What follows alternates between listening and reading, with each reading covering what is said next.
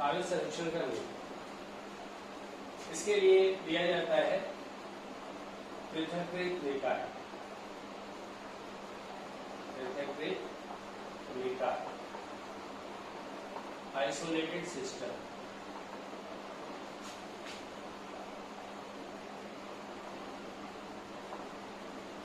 अभी पृथक्कृत निकाय क्या है? यदि किसी चालक का किसी अन्य चालक या पृथ्वी से संबंध न हो तो उसको हम कहते हैं पृथक्कृत निकाय। ऐसा निकाय जिसका किसी अन्य चालक या पृथ्वी से संबंध न हो उसे पृथक्कृत निकाय कहते हैं। और यह आवेश संरक्षण का नियम किसी पृथक्कृत निकाय के लिए ही है। इस नियम के आधार पर यह बोला गया है कि किसी पृथक्कृत निकाय में धनावेश और ऋणावेश का बीजीय योग सदैव नियत रहता है। क्या? किसी पृथक्कृत निकाय में धनावेश और ऋणावेश का बीजीय योग सदैव नियत होता है। या हम इसका सही बोल सकते हैं कि किसी पृथक्कृत निकाय में आवेश को न तो उत्पन्न किया जा सकता है और न ही नष्ट किया जा सकता है, सिर्फ आवेश का पुनर्वितरण होता है और निकाय के कुल आवेश का मान नियत होता है। किसी पृथक्कृत निकाय में आवेश को न तो उत्पन्न किया जा सकता है और न ही नष्ट किया जा सकता है, सिर्फ आवेश का पुनर्वितरण होता है और निकाय के कुल आवेश का मान नियत होता है। जैसे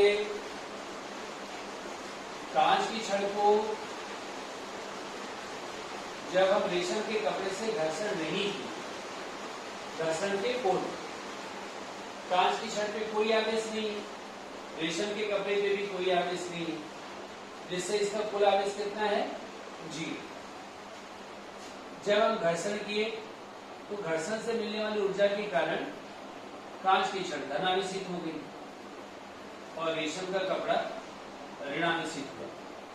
तो कांच की छड़ पे यदि मान लीजिए 3 धनावेश है तो रेशम के कपड़े पर 3 ऋणावेश होंगे, क्योंकि कांच से 3 इलेक्ट्रॉन निकल के रेशम के कपड़े में चले गए। यहाँ पे भी अब कुल आवेश का मान कितना है? यहाँ पे कुल आवेश 3 धनावेश 3 ऋणावेश, तो कुल आवेश कितना हो गया? 0। हुआ क्या? इसमें आवेश का पुनर्वितरण हो गया। कांच से इलेक्ट्रॉन निकल के रेशम के कपड़े में चले गए, तो आवेश का पुनर्वितरण हो गया, जिसकी वजह से दोनों पदार्थ आवेशित हो गए। ये आवेश संरक्षण का नियम। दूसरा एग्जांपल,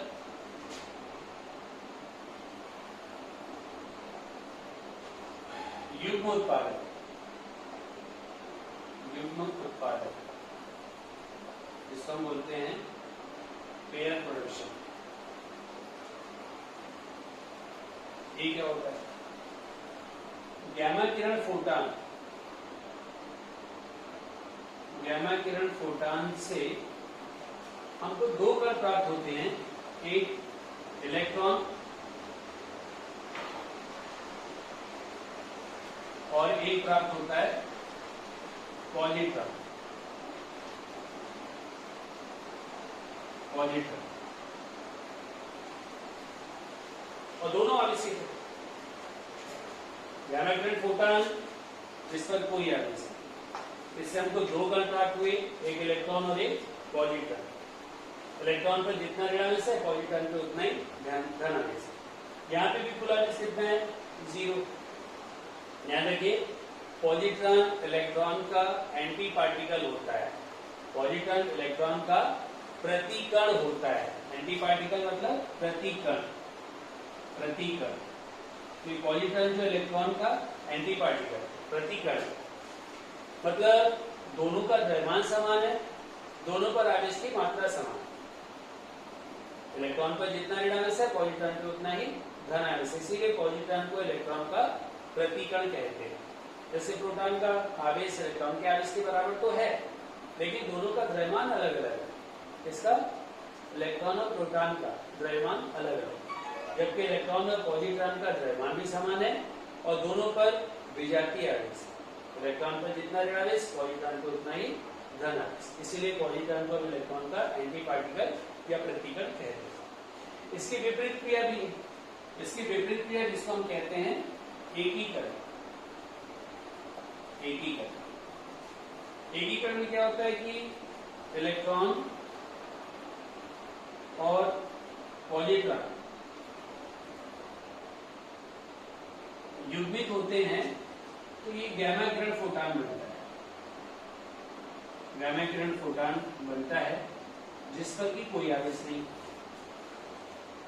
तो इसमें एग्जांपल किसके हैं? आवेश संरक्षण के नियम। आवेश संरक्षण के नियम में क्या बताया गया? किसी पृथक्कृत निकाय में धनावेश और ऋणावेश का बीजीय योग सदनियत होता है, या किसी पृथक्कृत निकाय में आवेश को न तो उत्पन्न किया जा सकता है और न नष्ट किया जा सकता है, सिर्फ आवेश का पुनर्वितरण होता है और निकाय के कुल आवेश का मान नियत होता है। तो ये था आवेश संरक्षण का नियम। क्वांटाइजेशन ऑफ चार्ज,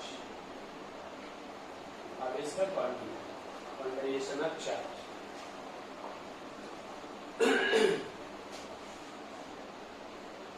जैसे एग्जांपल के तौर पे 11 बच्चे हैं और 11 बच्चों के अपने को 2 टीम में डिवाइड कर दो। तो डिवाइड कर सकते हैं क्या एकदम बराबर बराबर? नहीं कर सकते, 5-5 लेना पड़ेगा। तो 5-5 10 होगा, 11 को 20 से काट के तो हम दोनों टीम में डाल नहीं सकते। सेम ऐसे ही इलेक्ट्रॉन जो है सबसे सूक्ष्म है, इलेक्ट्रॉन को हम और छोटे खंड में विभाजित नहीं कर सकते और इलेक्ट्रॉन के स्थानांतरण के कारण ही आवेशित कोई वस्तु धनावेशित और ऋणावेशित होती है। उसी आधार पर दिया गया है आवेश का क्वांटीकरण कि किसी भी आवेशित वस्तु पर आवेश एक इलेक्ट्रॉन के पूर्ण गुणज के रूप में प्राप्त होता है, भिन्नात्मक रूप में प्राप्त नहीं होता। क्या? किसी भी आवेशित वस्तु पर आवेश एक इलेक्ट्रॉन के पूर्ण गुणज के रूप में प्राप्त होता है, ऋणात्मक रूप में प्राप्त नहीं होता। इसे हम आवेश का क्वांटीकरण कहते हैं। तो इसमें आवेश Q बराबर होता है Ne, जहां n बराबर क्या है?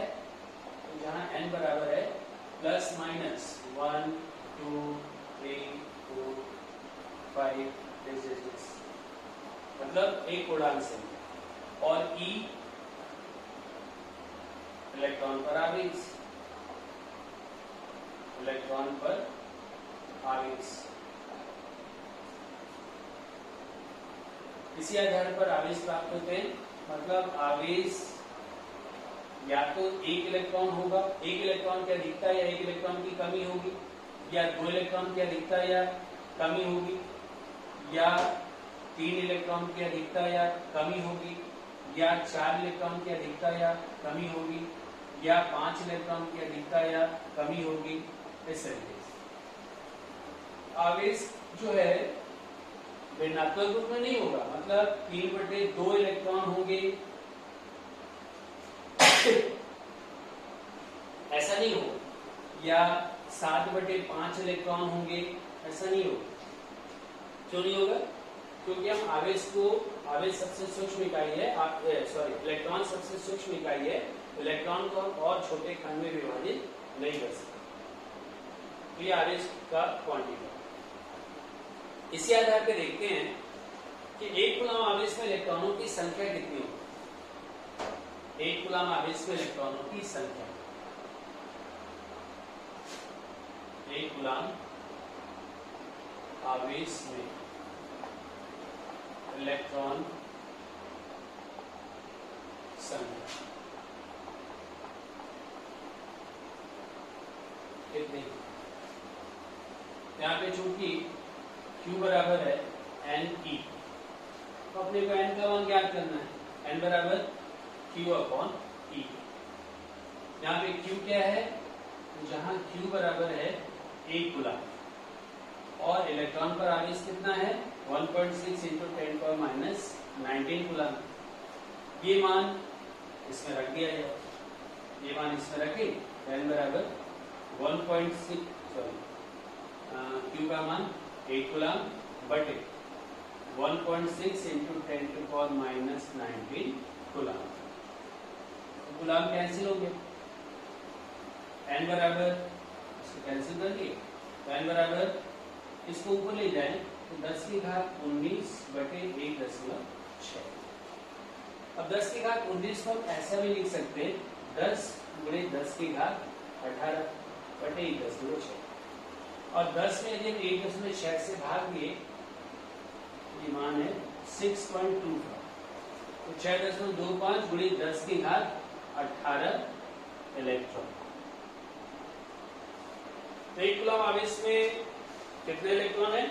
1 कूलम आवेश में इलेक्ट्रॉनों की संख्या 6.25 इंटू 10⁻18 इलेक्ट्रॉन, 6.25 गुणी 10 की घात 18 इलेक्ट्रॉन। यदि 1 कूलम का धन आवेश है, मतलब किसी वस्तु पर 1 कूलम का धन आवेश है, तो इतने इलेक्ट्रॉनों की कमी होगी। और यदि 1 कूलम का ऋण आवेश है, तो इतने इलेक्ट्रॉनों की अधिकता होगी। यदि किसी वस्तु पर 1 कूलम का धन आवेश है, तो 6.25 इंटू 10⁻18 इलेक्ट्रॉन की कमी होगी। और यदि किसी पदार्थ में 1 कूलम का ऋण आवेश है, तो 6.25 इंटू 10⁻18 इलेक्ट्रॉन की अधिकता होगी। समझ में आया?